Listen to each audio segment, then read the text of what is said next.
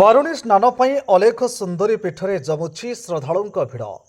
କେନ୍ଦ୍ରାପଡ଼ା ଜିଲ୍ଲା ମହାକାଳପଡ଼ା ବ୍ଲକ ନାଞ୍ଜୁଡ଼ା ପଞ୍ଚାୟତ ନରସିଂହପୁର ସ୍ଥିତ ଅଲେଖ ସୁନ୍ଦରୀ ପୀଠରେ ବାରୁଣୀ ସ୍ନାନ ଉପଲକ୍ଷେ ମଙ୍ଗଳବାର ପୂର୍ବାହ୍ନରୁ ଶ୍ରଦ୍ଧାଳୁଙ୍କ ଭିଡ଼ ପରିଲକ୍ଷିତ ହେଉଛି।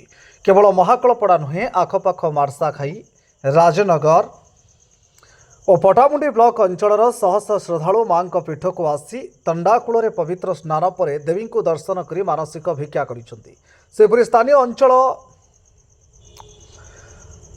ଅଞ୍ଚଳର ଶିକ୍ଷାବିତ୍ ଗନ୍ଧର୍ବ ନାୟକ, ଗଗୁଆ ସରପଞ୍ଚ ପ୍ରମୋଦ ଦାସ ଓ ବିଜେପି ନେତା ଦେବେନ୍ଦ୍ର ମଲ୍ଲିକ, କେଶବ ଭୋଳ ଓ ବ୍ରହ୍ମାନନ୍ଦ ବେହେରା ଆଦି ପୀଠରେ ମାଙ୍କୁ ଦର୍ଶନ କରି ଆଶିଷ ଭିକ୍ଷା କରିଛନ୍ତି।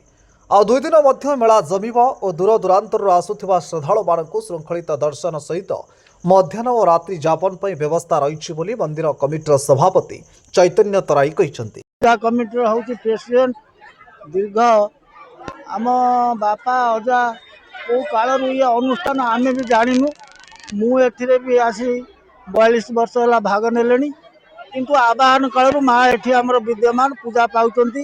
ତାଙ୍କର 2ଟି ପର୍ବ ହୁଏ, ଗୋଟିଏ ହେଉଛି ପାର୍ବଣ, ଗୋଟିଏ ହେଉଛି ଏଇ ବାରୁଣୀ ସ୍ନାନ। ବର୍ଷରେ ମାଙ୍କର 2ଟି ପର୍ବ ଥାଏ। ସେ ପର୍ବରେ ବହୁ ଦୂର ଦୂରାନ୍ତରୁ ବହୁତ ଭକ୍ତ ଆସି ମାଙ୍କୁ ଦର୍ଶନ କରନ୍ତି ଏବଂ ଏଠି ଆମର ମାଙ୍କର ଗୋଟେ ଭଉଣୀ ଅଛନ୍ତି, ତାଙ୍କ ନାଁ ବିମଳା, ସେ ତଣ୍ଡାରେ ଅଛନ୍ତି। ସେଠିକି ବି ଯାଇକି ଭକ୍ତମାନେ ତଣ୍ଡାରେ ବୁଡ଼ ପକାନ୍ତି।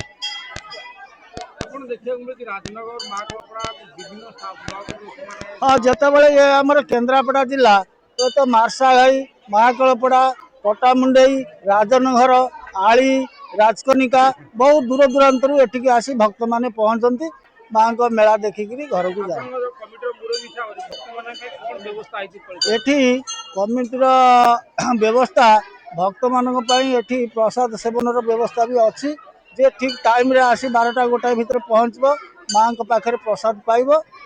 ଆଉ ତା ତରଫରୁ ଏଠି ବି ସବୁ ପ୍ରକାର ମାନେ ଦାନ ସୂତ୍ରେ ବିଭିନ୍ନ ଆଡ଼ୁ ଲୋକ ବି ଏଠି ଜଳଛତ୍ର ଦଉଛନ୍ତି। ପାଣିର ବ୍ୟବସ୍ଥା ସବୁଠୁ ସବୁଆଡ଼େ କରାଯାଇଛି।